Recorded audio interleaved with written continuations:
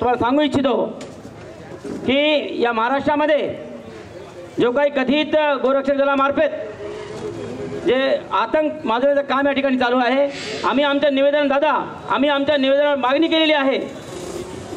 गोमाता ही राष्ट्रीय पशु झालीच पाहिजे, जेणेकरून की दुसऱ्या राष्ट्रामध्ये त्या गोमातेचा कत्तल होता कामा नये।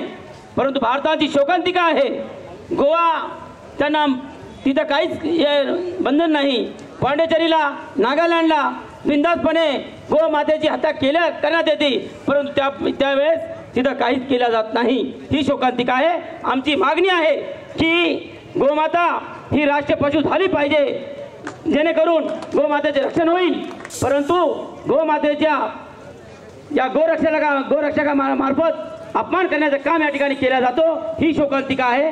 त्याच्यानंतर मी या पूर्ण शहराचे बुलंद आवाज आमचे माजी नगरसेवक दादोराव पंडित यांना विनंती करतो की त्यांनी आपले या ठिकाणी विचार व्यक्त करावे।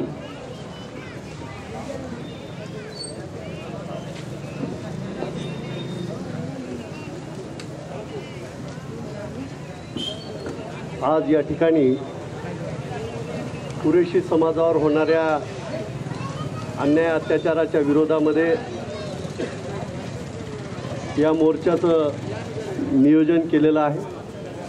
या मोर्चाला संबोधित करण्यासाठी या मोर्चाच्या जाहीर सभेच्या कार्यक्रमाचे अध्यक्ष प्रकाशदादा, विचार मंचावर उपस्थित असलेली सर्वच मान्यवर मंडळी आणि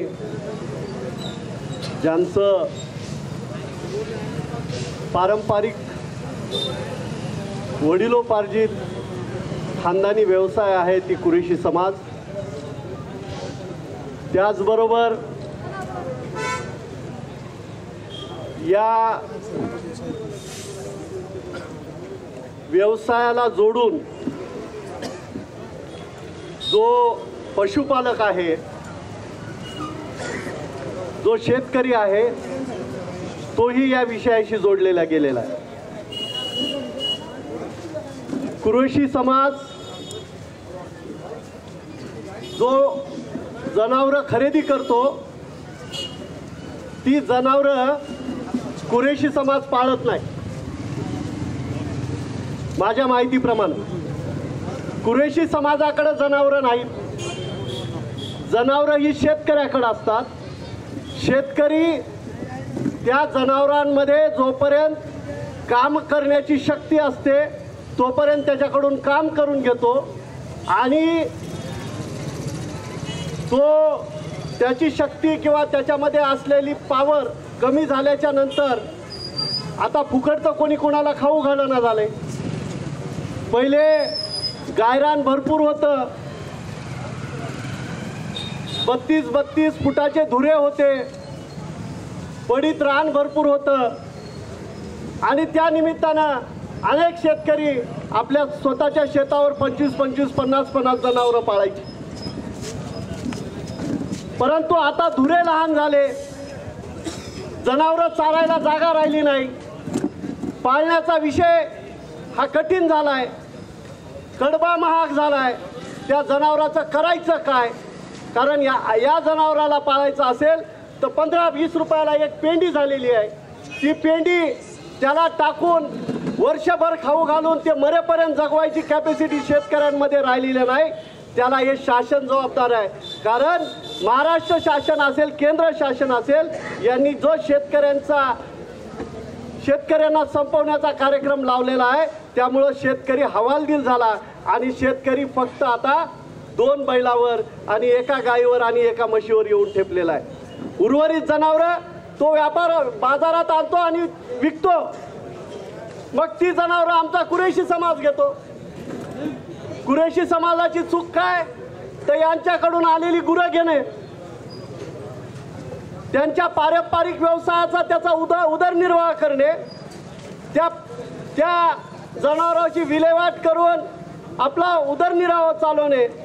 परंतु 2015ला ज्या कुरेशी समाजाचा हा पारंपरिक व्यवसाय आहे, त्या पारंपरिक व्यवसायाच्या विरोधामध्ये म्हणजे मराठीत सवत निर्माण केली मोदी सरकारनं कुरेशीच्या समाजाच्या विरोधात एक सवत निर्माण केली आणि ती सवत म्हणजे बजरंग दल.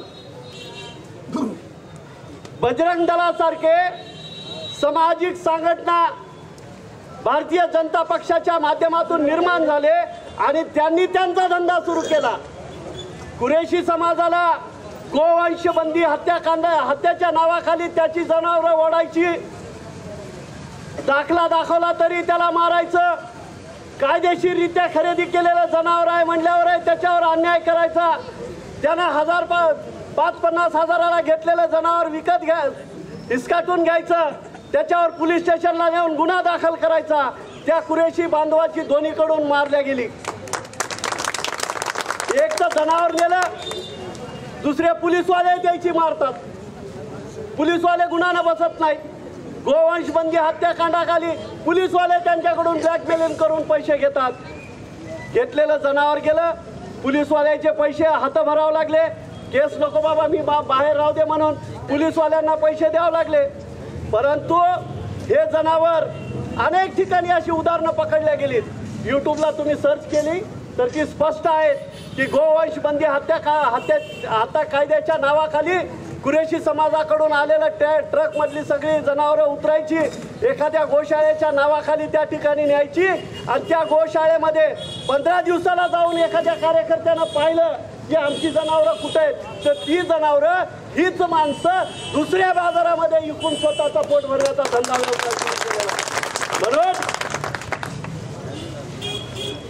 या समाजाच्या वतीनं आणि सर्व समाजाच्या वतीनं मी महाराष्ट्र सरकार आणि केंद्र सरकारला सांगू इच्छितो की हा जो 34वा व्यवसाय कुरेशी समाजाच्या बांधवांसोबत सुरू केलेला आहे तो त्वरित थांबवा. जर तुम्ही थांबवला नाही, तुम्ही याच्यावर निर्णय घेतला नाही, तुमच्या बजरंग दल सारख्या संघटनेच्या विरोधामध्ये तुम्ही निर्णय घेतला नाही, तर येणारा काळ हिंदू समाजच तुमच्या विरुद्ध हा कायदा बंद करण्याचा निर्णय घेईल. कारण आज कुरेशी समाज मला वाटतं तेवढा बेजार नाही दादा. सगळ्यात जास्त बेजार आहे तो शेतकरी. कारण जनावरं पोसायची कशी हा प्रश्न निर्माण झालेला आहे. पश्चिम महाराष्ट्रातले व्हिडिओ आज काही व्हिडिओ आलेत ज्या ठिकाणी 50-50, 100-100, 200-200 एकरच्या 200-200 गुरांचे गोटे आहेत. त्या गोठ्यामधले जनावरं आज मृत्युमुखी पडलेत. त्या गावांमध्ये त्या गावाच्या बाहेर ती जनावरं फेकली तर दुर्गंधी आणि अनेक रोग होण्याचा संकेत त्या व्हिडिओमधून निर्माण झालेला आहे. त्यामुळं कुरेशी समाजच यामुळे बेजार आहे असं नाही, हिंदू समाज सुद्धा बेजार आहे. हिंदू समाजाला सुद्धा याची झळ पोहोचलेली आहे. विषय एवढाच आहे की जो पारंपरिक व्यवसाय करणारा कुरेशी समाज आहे आज त्याच्या पोटाचा प्रश्न निर्माण झालेला आहे. आज 1 महिना झालं सगळे मार्केट बंद आहे. परभणीचा बाजार बंद आहे, हिंगोलीचा बाजार बंद आहे, सगळ्या महाराष्ट्रातले बाजार बंद आहेत. या बंद असणाऱ्या बाजारामुळे केवळ मुस्लिम कुरेशी समाजाचं नुकसान नाही तर त्या बाजारामध्ये येणारे छोटे छोटे व्यावसायिक आहेत. जे कासऱ्याचा व्यवसाय करणारा असेल, जो तिथं एखादं छोटं हॉटेल असेल, असे अनेक व्यवसाय करणारे जी इतर समाजाची सुद्धा माणसं आहेत त्यांच्यावर सुद्धा उपासमारीची वेळ आली आहे. सरकार आज हा विषय गांभीर्याने घेत नसेल, सरकारला याच्याबद्दल तीव्रता वाटत नसेल, परंतु एक गोष्ट लक्षात घेतली पाहिजे की एखादा समाज एखाद्या व्यवसायाच्या विरुद्ध स्वतःहून बंड करतो तेव्हा ते बंड जरी आज शांततेचं वाटलं असलं तरी उद्याचा तो आगडोंब आहे आणि तो आगडोंब जर पेटला तर या महाराष्ट्राच्या सरकारला सळो की पळो करून सोडणार नाही. एवढी गोष्ट आपण या निमित्ताने लक्षात घेतली पाहिजे. कारण गोमाता आता रोज सरांनी सांगितलं की गोमाता ही राष्ट्रीय प्राणी म्हणून तुम्ही जाहीर करा. गोमातेबद्दल कुणालाही आदर आहे. अनेक कोटी देव तिच्या पोटामध्ये आहेत, तिच्याबद्दल प्रत्येकाला आदर आहे. परंतु तो आदर व्यक्त करत असताना दुसऱ्याच्या कत्तली करू नका एवढंच लक्षात घ्या. त्या गोमातेच्या नावाखाली तुम्ही चालवलेली तुमची कुरेशीची, हिंदू समाजानं चालवलेली कुरेशीची दुकानं पहिल्यांदा बंद करा.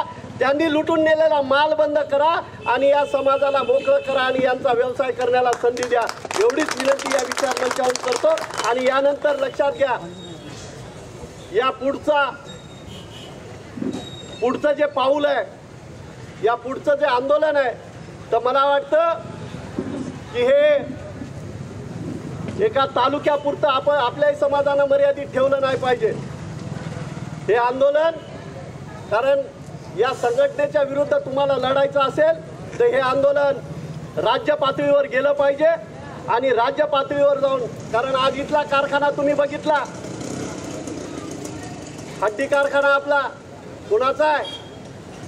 मुस्लिम समाजाचा आहे, कुरेशी समाजाचा आहे, हिंदूचा आहे. महाराष्ट्रातले अनेक कत्तलखाने हे हिंदू समाजाचे आहेत. फक्त कुरेशी समाज आणि मुस्लिम समाजाच्या खांद्यावर बंदुका ठेवून हे आपले व्यवसाय करत आहेत. तेव्हा मित्रांनो, तुम्ही घाबरून जाऊ नका. तुमच्या सोबत आम्ही सर्वजण एक समाज बांधव म्हणून, समदुःखी म्हणून, तुमच्या आमच्या गरजा ह्या सारख्या असल्या समजून आम्ही तुमच्या खांद्याला खांदा लावून या प्रत्येक लढाईमध्ये सोबत आहोत. महाराष्ट्राच्या कुठल्याही विभागीय मेळावा असेल, एखादा राज्यस्तरीय मेळावा असेल, त्या ठिकाणी सुद्धा आम्ही पूर्ण ताकदीनिशी तुमच्यासोबत राहू आणि या महाराष्ट्र सरकारला, केंद्र सरकारला या मागणीच्या संदर्भामध्ये झुकण्यासाठी आपण प्रयत्न करू. एवढाच या ठिकाणी शब्द देतो आणि थांबतो. जय हिंद, जय महाराष्ट्र. धन्यवाद दादाराव साहेब. आपण पूर्ण इतिहास या ठिकाणी या बजरंग दलाचा आणि गोरक्षक दलाचा मांडलेला आहे.